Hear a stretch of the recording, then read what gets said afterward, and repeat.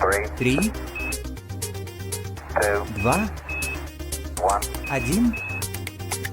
Zero. All engine running. Liftoff. We have a liftoff. In this video series we are going to explore all the commonly presented evidences to prove that the Apollo missions were a hoax.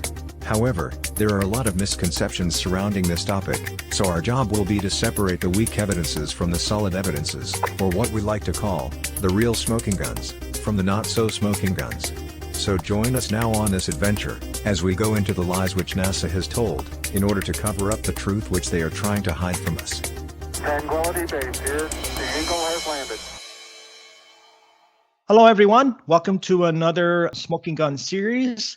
Now, we've already put out part 1 and part 2, and responses to those videos has been actually quite good, quite positive and overwhelming. So I'm really pleased to hear the response and to read all your comments, and some of them are quite good.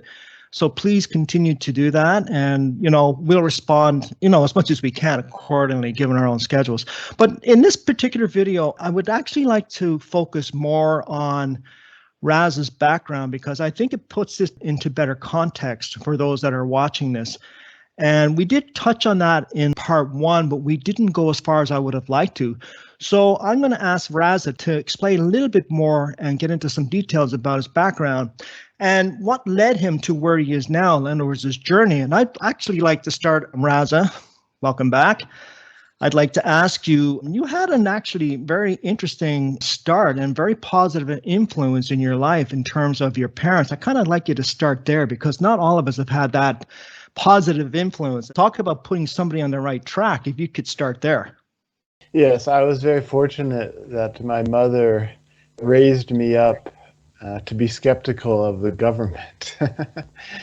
So before I tell my story, I would like to say that, first of all, this is not a popularity contest for me. Most people, when they hear my story, really hate me.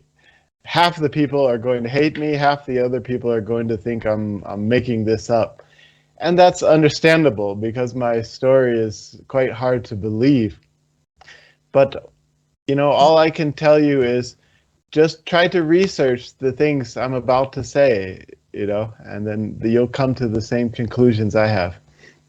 So I think the best way to do this, in my opinion, is first tell what it is that I have insider information about. And then the second thing is, how did I come to know that? So as I mentioned before, I am an insider, I am a whistleblower, I am revealing some inside information here. So the main things I'm telling you is that, first of all, China knows the moon landings were a hoax. And the second thing is, they have evidence that it was a hoax. They have photographs of the Apollo landing sites.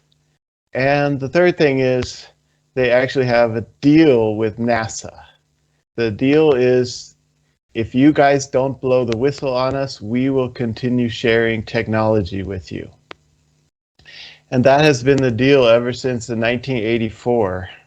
So it's difficult for many people to understand. A lot of people ask me, why isn't China blowing the whistle? And China's trying to maintain friendship. So this is the Chinese mentality. There's a saying in ancient Chinese philosophy. It says, keep your friends close, but keep your enemies closer. So we're not trying to make enemies here with America. We're trying to keep friendship. The Chinese government agreed not to blow the whistle on the Apollo missions. Now, the second thing is, how did I come to know this information? So I was a university student in America. In 1999, I graduated from Portland State University, and I was majoring in astrophysics and quantum mechanics. And during that time, I was approached by several scouts. Different universities send scouts into my university. And many of these scouts were trying to recruit me to other universities. And one of them actually offered me a job at NASA. but I turned them down, because I said, no, I'm not interested. I'm leaving the country. And I went after that in 1999, I moved to India and I started studying medicine in India. So many people ask me, why do you have an Indian sounding name? It's because I'm actually a medical doctor who studied in India. But the interesting thing is, I was taking a trip to America in 2001, and I happened to be in New York City when 9/11 happened. And I started doing a lot of research at that time. Now, I want to mention the name of one person, which I think most everybody should try to find. His name is Mike Rupert. He did a series of lectures in 2001. This was just after 9/11. He's dead now, and I'm pretty sure they killed him. The official story is that he did suicide. But no, that's not. Anyway, why? So, because of these lectures he gave about 9/11, many people haven't heard his name. In fact, it's quite shadow banned. It's hard to find any of his videos now. But if you search hard enough, you can find it. But most importantly is in 2001, he gave a lecture about the insider trading just before 9/11. They were selling stocks in the airlines because they knew those were the airlines that were going to crash. So Mike Rupert is the famous guy who exposed these things. Now, Mike Rupert is an ex-LA police officer. He was in the narcotics division, and he quit the LA police because the CIA was trying to get him involved in the illegal drug trafficking. So he quit the LA, and he gave this series of lectures in 2001, just after 9/11. Here's the thing which I learned was that in 2001, as we all know, just the day after 9/11, the US troops invaded Afghanistan. Most people are aware of that. Just the very next day, the US troops invaded. They were already there waging it, but they invaded Afghanistan. Now the question is why? Why did just the day after 9/11, the US troops invade Afghanistan? Is because they were trying to cut off the Chinese oil pipeline. This is what I learned from Mike Rupert, and I was shocked to learn these things. So then I started doing more of my own research, and I found out that China does not have a private central bank. Since 1949, Chairman Mao kicked out the Rothschilds and all the Freemasons and all these things. If you look at it in the bigger picture, 9/11 was actually an attack on China because it was 6 days after 9/11, September 17, China joined the World Trade Organization. They had no choice because the US troops had cut off the pipeline, the oil pipeline they were trying to build in Afghanistan. Okay, so I learned about these things. Wow, China doesn't have a private central bank, and this 9/11 was actually trying to bring China back into the central banking cartel. So I moved to China in 2008. Many people ask me, are you a communist? They always call me these names like that. No, I'm not a communist. I'm not a member of the Chinese Communist Party or anything like that. I agree with them on many issues and disagree with them on some issues. But I'm not a Chinese nationalist or anything like that. But I do work with the government, okay? I don't work for the government because I'm not a member of the Communist Party, but I work with the government on a lot of different projects because of my background in quantum mechanics. I first learned about the NASA agreement in 2016. I was offered a job with the Chinese Space Agency in 2016. And when I went there, I asked them, I said, obviously you guys know that no human being has ever stepped foot on the moon. And They said, of course we know that. And they said, we have an agreement with NASA not to blow the whistle. So the agreement goes like this: if you guys don't blow the whistle, we will continue sharing technology with you.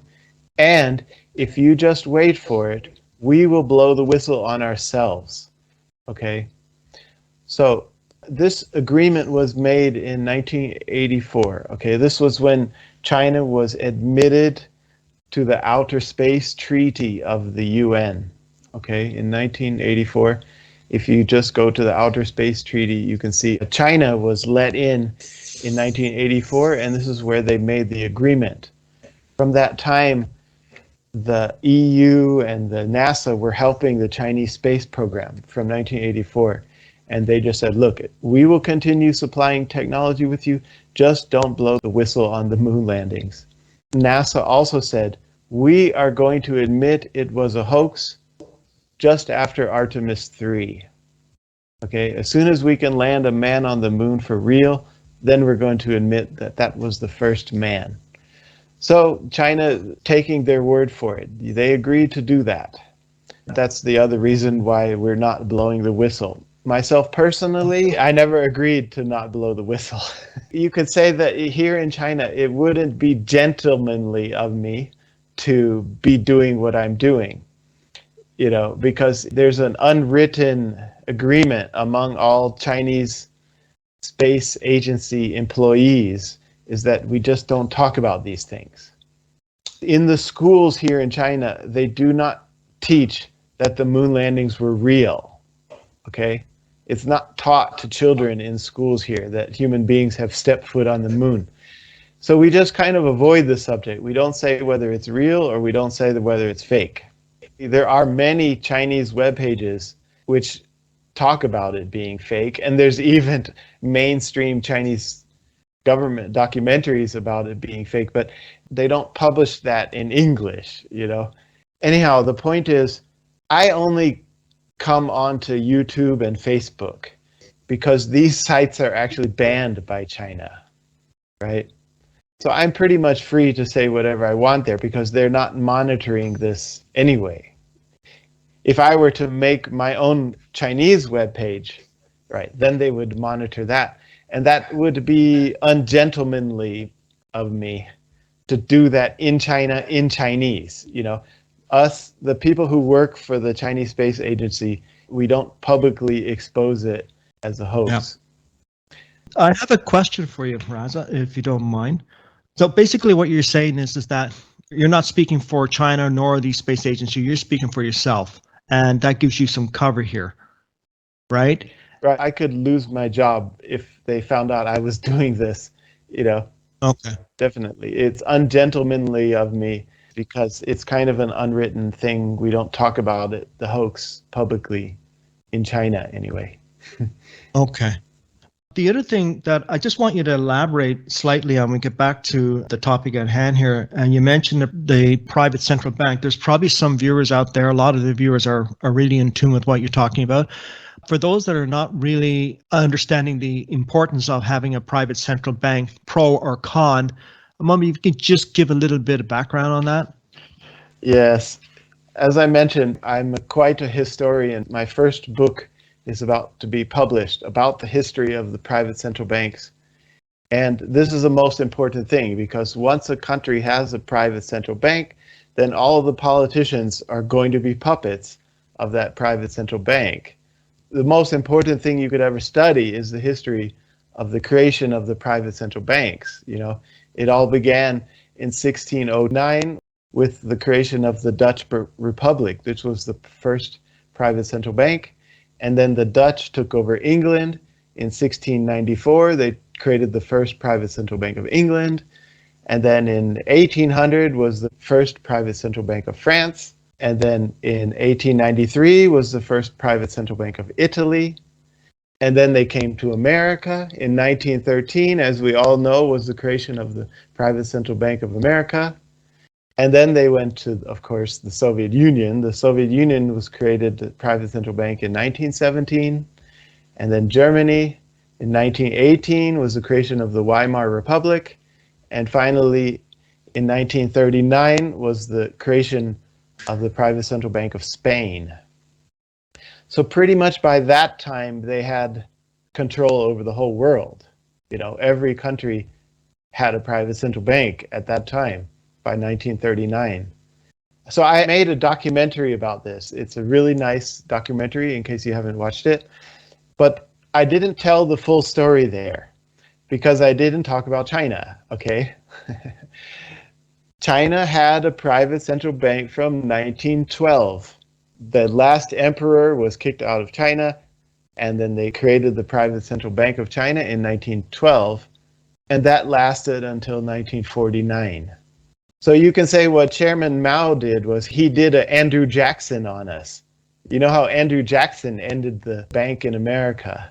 That's where Chairman Mao figured out where all the problems were coming from. They were coming from the private central bank. Once the private central bank had destroyed the Chinese yen, the currency was devaluated, and like $100 couldn't buy you a loaf of bread. And Chairman Mao figured out it's all because of this private central bank. So in 1949, he ended the bank. That's why I decided I came to China in 2008 just for that reason. It's because I don't want to live in a country where it's run by a private central bank. I don't want to pay taxes to them. I don't want to support them in any way. It's the same reason why I turned down the job for NASA, because I don't want to work for any government agency in a country run by a private central bank. And that too, I understand now, and I'm actually researching this myself. There's a connection between the JFK assassination and the Federal Reserve Bank. Of course, he issued the silver certificates of the Kennedy dollars. And this was a direct attempt to end the Fed. It's the same thing that Lincoln tried to do when Lincoln issued the greenbacks. At the time of Lincoln, there was no private central bank, but he knew that they were trying to weasel their way back in. So when he issued the greenbacks, he was trying to end the coming back in of the private central bank. And of course, they shot him for that. And of course, Kennedy as well. He tried to issue those silver dollars. That was a big no-no. You know, you don't try to end the private central bank. No. And I believe, too, that Kennedy issued a formal bill through Congress on this very matter, in essence, was taking on the Federal Reserve. And I believe it was about 5 or so months before he was assassinated. So for people who are wondering at what point did they decide he had to go, that would be a pretty good reference point, correct? Yes. There's also another key thing, was that he sent some weapons inspectors to Israel. They were searching whether Israel was only doing nuclear energy or whether they were also secretly doing nuclear weapons. And so Kennedy sent some weapons inspectors to Israel just a few months before he died. That was also a big no-no. Kennedy was concerned that Israel was not only building nuclear energy, but they were also secretly building nuclear weapons. So Kennedy sent in some weapons inspectors to Israel, and Israel was hiding all of their nuclear weapons manufacturing from those inspectors. Kennedy was in support of Israel, but he was not in support of them getting nuclear weapons. That was a big no-no. They wanted to have it, and they still have it today. This is the one thing that I agree with China on, is because China considers Israel a terrorist state. China has been supporting Palestine ever since Israel was created, and Palestine has been attacked ever since 1948. China has been like, wait a minute, who gives Israel the right to do this? Of course, as you know, China is a member of the UN. Let me just mention a couple of things. In 1975, it was called the UN Resolution 3379, which declared Israel an apartheid state, basically. It's terrorism, what they're doing. So this was a UN resolution in 1975, and China was the main supporter of this. Let's be real here. What they're doing is apartheid. And then, of course, what happened in 1991, the UN passed a new resolution, the UN Resolution 4686. And that resolution said Israel is no more an apartheid state. And what they did was they made sure China was not there when they passed this resolution. Like I said, there's certain things I agree with China on and certain things I disagree with them on. And I could even get in trouble. I've mentioned that in certain interviews that, personally, I don't think that Tibet should belong to China. And I could actually get in trouble for saying that. That's a big no-no here in China. I mean, of course, I'm allowed to say that, but somebody who's working along with the government on certain projects, that would be ungentlemanly of me to say these things. So anyway, there's certain things I disagree on, like that, but there's other things I agree on. For example, I agree to ban pornography and many other things, like they don't allow gay marriage, and there's many issues I agree with them upon. Yeah, no, I agree. Yeah. I just wanted to fall back on something here, and it's about Israel. And it always struck me as a little odd that the United Nations, and there was a lot more behind the scenes goings on at the time, and I'm just giving a bare outline here. I always thought it was strange that they would set up not only a country for the Jewish people, but then put that country right in the heart of its enemies. That always struck me as being a little bit strange. And of course, common sense tells me that was done on purpose to destabilize the region. Well, it's much more than that, unfortunately. Yeah. As you know, I just mentioned the history of the private central banks. One of the things these private central banks like to do is to fund both sides of a war. I mean, that's been going on ever since the Anglo-Dutch Wars. The Anglo-Dutch Wars was a series of wars fought between the Netherlands and England. It was the same bankers controlling both sides.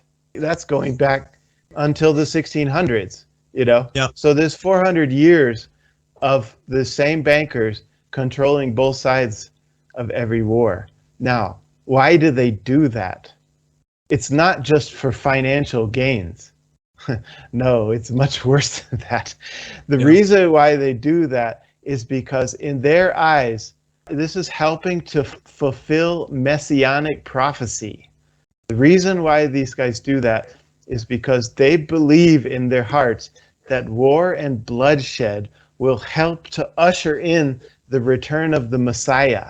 This is all written in the book of Ezekiel. They're just following that book play by play, okay? The book of Ezekiel is talking about the return of the Messiah, and the Messiah is going to return when the world is full of bloodshed and hatred and war and sexual degradation.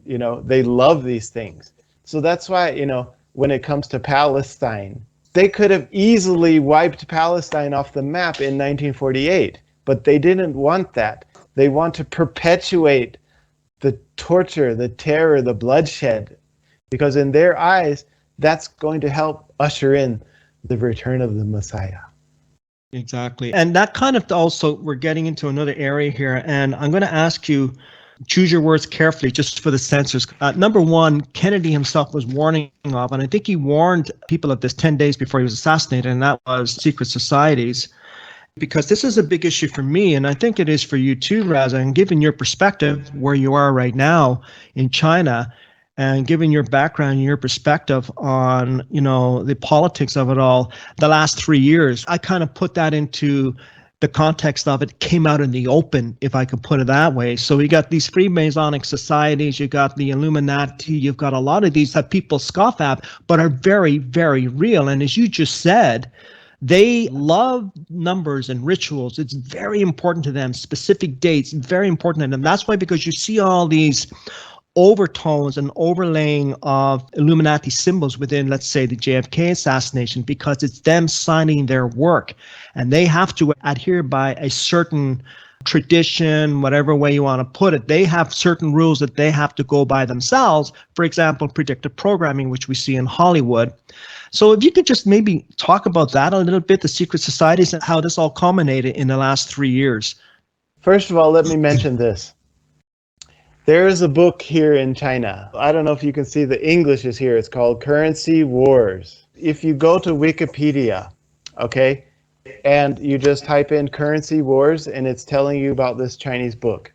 Now, This Chinese book, it talks about the fact that the Federal Reserve Bank was illegally created in 1913, and these same bankers assassinated Kennedy. Okay? And so here in China, this is not considered conspiracy theory. This is considered conspiracy fact. And this book has been read by every member of the Chinese government. You can't get into the Chinese government until you've read this book. I mean, and this book is saying the Rothschilds created the private central bank of America. They killed Kennedy. And it also mentions 9/11. And they mention the Freemasons. There's an interesting thing. The date, 9/11, September 11th, okay? That date is a Freemasonic holiday. So September 11th was an event that happened called the Battle of Stirling Bridge in 1297, where a Scottish knight by the name of William Wallace defeated the British, and this enabled the Freemasons of Scotland to survive. So they consider September the 11th like their birth date. With the attacks of 9/11, it was no coincidence that they chose this date to be the establishment of the New World Order. And also, the name of the two pillars of the Twin Towers was Boaz and Joachim. This is Freemasonic. There's two towers in every Freemasonic temple. So these two towers, they represent chaos and order. So these are the two pillars which holds up the heavens, Boaz and Joachim. These are the name of the two pillars in every Freemasonic temple.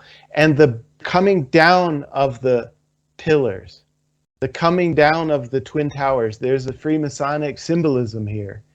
It means that the old order of establishing heaven is no longer needed because the new world order has already been established.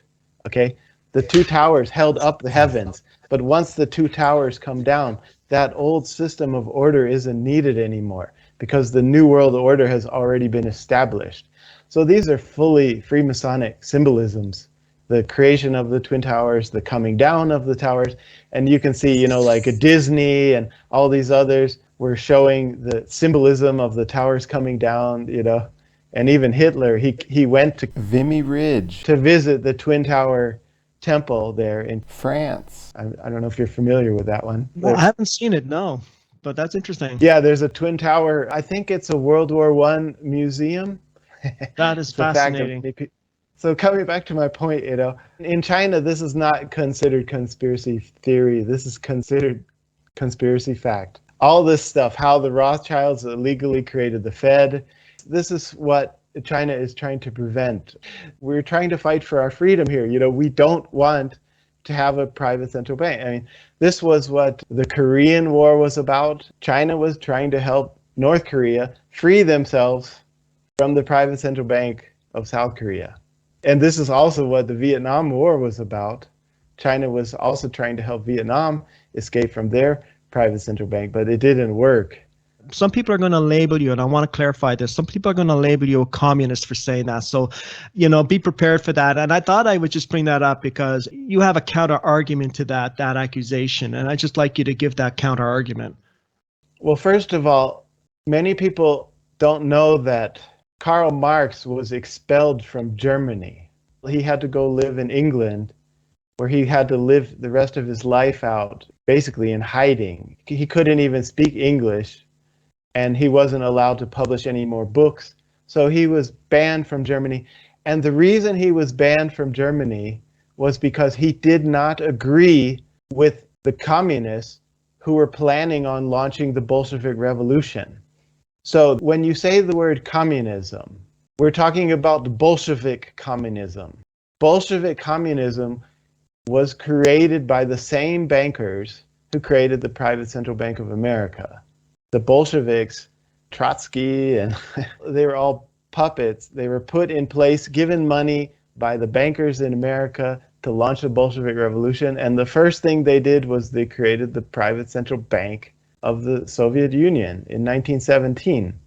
So this is why Marx was actually against communism. That's why he was expelled from Germany, because he knew that they were planning on doing this. And he said, this is not the communism I want to create. So my definition of communism is Bolshevik communism, which is just a puppet show. America versus the Soviet Union, this was just a puppet show. You know, it's the same bankers controlling both sides. Like I said, I'm not a communist, I'm not a Marxist. I'm just a person who studies history, and I'm a person who wants to live in a country which doesn't have a private central bank, you know, and I hope that more and more countries will free themselves from the clutches of this.